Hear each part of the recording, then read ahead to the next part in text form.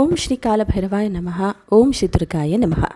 April 26 ವೃಶ್ಚಿಕ ರಾಶಿಯವರು ಯಾವ ರೀತಿಯ ಒಂದು ಎಚ್ಚರಿಕೆಯನ್ನು ತೆಗೆದುಕೊಳ್ಬೇಕು, ರಾಶಿಯಲ್ಲಿ ಗ್ರಹಗಳ ಸಂಚಾರದಿಂದ ನಿಮ್ಮ ಮೇಲೆ ಯಾವೆಲ್ಲ ಪ್ರಭಾವ ಬೀರಲಿದೆ.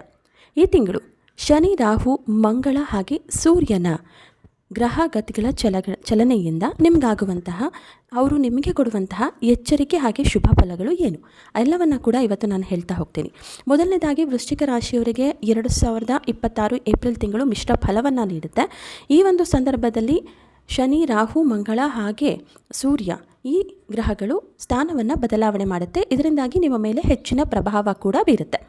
ಹಾಗಾದರೆ ಶನಿ ಮತ್ತು ರಾಹುವಿನ ಪ್ರಭಾವದಿಂದ ಯಾವೆಲ್ಲ ರೀತಿಯ ಬದಲಾವಣೆಗಳಾಗುತ್ತೆ, ಯಾವ ರೀತಿಯ ಎಚ್ಚರಿಕೆಯನ್ನು ನೀವು ತೆಗೆದುಕೊಳ್ಬೇಕು ಅನ್ನೋದಾದರೆ, ಶನಿ ಮತ್ತು ರಾಹು ನಿಮ್ಮ ವೃಶ್ಚಿಕ ರಾಶಿಯಿಂದ 4ನೇ ಮನೆಯಲ್ಲಿದ್ದಾರೆ. ಅಂದರೆ ನಿಮಗೆ 4ನೇ ಮನೆ ಒಂದು ಕುಂಭರಾಶಿ ಆಗುತ್ತೆ. ಈ ಒಂದು ರಾಶಿಯಲ್ಲಿ ಇರೋದರಿಂದ ನೀವು ಒಂದಷ್ಟು ವಿಚಾರಗಳಲ್ಲಿ ಎಚ್ಚರಿಕೆಯನ್ನು ವಹಿಸಬೇಕಾಗತ್ತೆ. ಅದರಲ್ಲೂ ಮುಖ್ಯವಾಗಿ 4ನೇ ಮನೆ ಅಂತ ಹೇಳಿದ್ರೆ ತಾಯಿಯ ಮನೆ ಅಂತ ಕರೀತಾರೆ. 4ನೇ ಮನೆ ಸುಖ, ತಾಯಿ ಮತ್ತು ಆಸ್ತಿಯನ್ನು ಕೂಡ ಸೂಚಿಸೋದ್ರಿಂದ ಇಲ್ಲಿ ಶನಿ ರಾಹು ಇಬ್ಬರೂ ಕೂಡ ಒಟ್ಟಿಗೆ ಇರೋದ್ರಿಂದ ಮಾನಸಿಕವಾಗಿ ಸ್ವಲ್ಪ ಅಶಾಂತಿ ನಿಮಗೆ ಉಂಟಾಗುತ್ತೆ. ಏನಾದರೂ ಒಂದು ಕಿರಿಕಿರಿ ಇದ್ದೇ ಇರುತ್ತೆ, ನೆಮ್ಮದಿನೇ ಇಲ್ಲ ಅನ್ನುವಂಥದ್ದಾಗತ್ತೆ.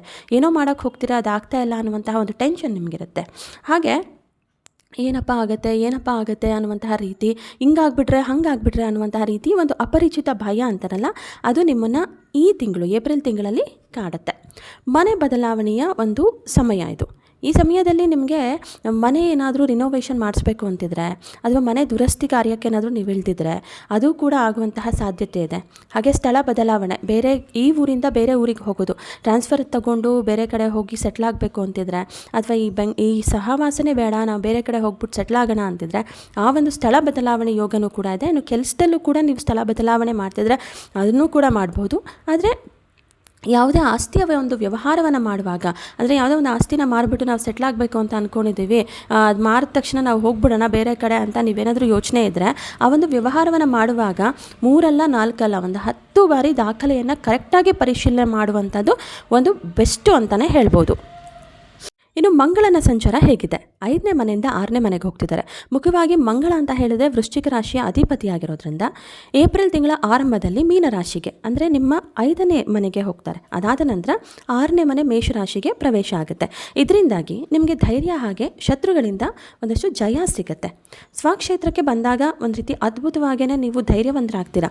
ಹಳೆಯ ಸಾಲಗಳೇನಾದರೂ ಇತ್ತು ಅಂತ ಹೇಳಿದ್ರೆ ಅದೆಲ್ಲದನ್ನು ಕೂಡ ನೀವು ಪಾವತಿ ಮಾಡ್ತೀರಾ.